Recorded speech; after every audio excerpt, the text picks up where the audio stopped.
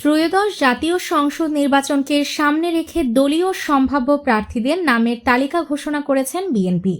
এতে পাবনা ৫ সদর আসন থেকে মনোনয়ন পেয়েছেন বিএনপির চেয়ারপারসন দেশনেত্রী বেগম খালেদা জিয়ার বিশেষ সহকারী ও জাতীয়তাবাদী শ্রমিক দলের প্রধান সমন্বয়ক অ্যাডভোকেট শামসুর রহমান শিমুল বিশ্বাস।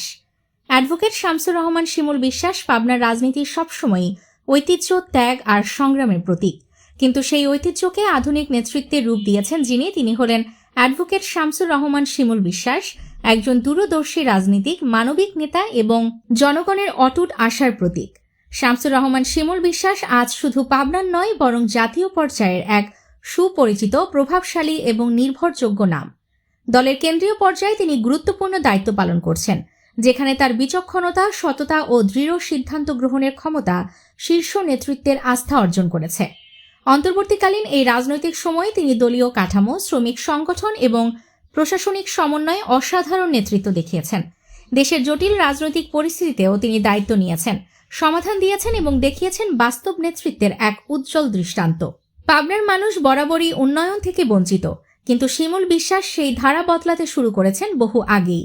ক্ষমতায় না থেকেও তিনি যেভাবে পাবনার উন্নয়ন ও মানুষের ভোগান্তি দূরীকরণে কাজ শুরু করেছেন তা এক অনন্য উদাহরণ।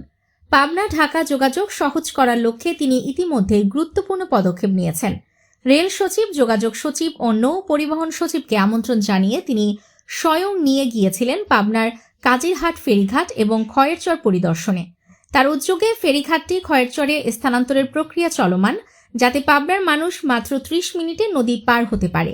এর ফলে পাবনা থেকে ঢাকায় যাত্রার সময় কমে দাঁড়াবে মাত্র ৩ থেকে ৩.৫ ঘন্টা।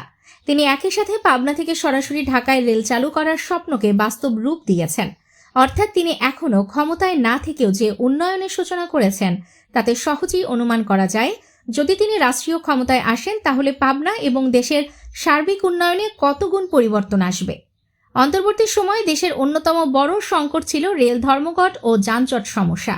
সেই চ্যালেঞ্জ মোকাবেলায় শিমুল বিশ্বাস ছিলেন সামনের কাতারে। দিন রাত নিরলস পরিশ্রম করে তিনি রেলপথ বিভাগ, শ্রমিক সংগঠন ও প্রশাসনের সঙ্গে একাধিক বৈঠক করে সংকট নিরসন করেছেন। তার নেতৃত্বেই রেল চলাচল স্বাভাবিক হয়, যা সাধারণ মানুষ, শ্রমিক এবং ব্যবসায়ীদের স্বস্তি এনে দেয়। ঈদের ছুটিতে সারা দেশব্যাপী যানজট নিরসনে তিনি মাঠে নেমে কাজ করেছেন। ফেরিঘাট, মহাসড়ক ও স্টেশনগুলোয় তার নির্দেশনায় বিশেষ টাস্ক ফোর্স কার্যক্রম পরিচালিত হয়েছে, যার ফলে মানুষ নির্বিঘ্নে নিজ গন্তব্যে পৌঁছাতে সক্ষম হয়েছে। একই সাথে তিনি চাঁদাবাজি, শ্রমিক হয়রানি ও অরাজকতা কঠোরভাবে দমন করেছেন, ফলে শ্রমিক সংগঠনে ফিরে এসেছে শৃঙ্খলা, ঐক্য ও স্বচ্ছতা। ২০০৩ সালে বিআইডব্লিউটিসির চেয়ারম্যান থাকাকালীন শিমুল বিশ্বাস ৮০০ থেকে ১২০০ জনকে বিনা অর্থে সরকারি চাকরি দিয়েছেন, একটি উদ্যোগ যা এই যুগেও কল্পনা করা দুষ্কর।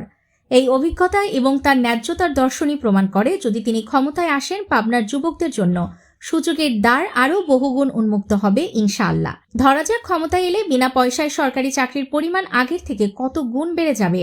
প্রতিটি তরুণ পাবনাবাসীর জন্য উন্নয়ন, শিক্ষা, চাকরি ও স্বনির্ভরতার নতুন পথ তৈরি হবে ইনশাআল্লাহ। শিমুল বিশ্বাসের নেতৃত্বে যুবকদের স্বপ্নগুলো বাস্তবে রূপ নেবে। রাজনীতি তার পেশা, কিন্তু মানব সেবা তার নেশা।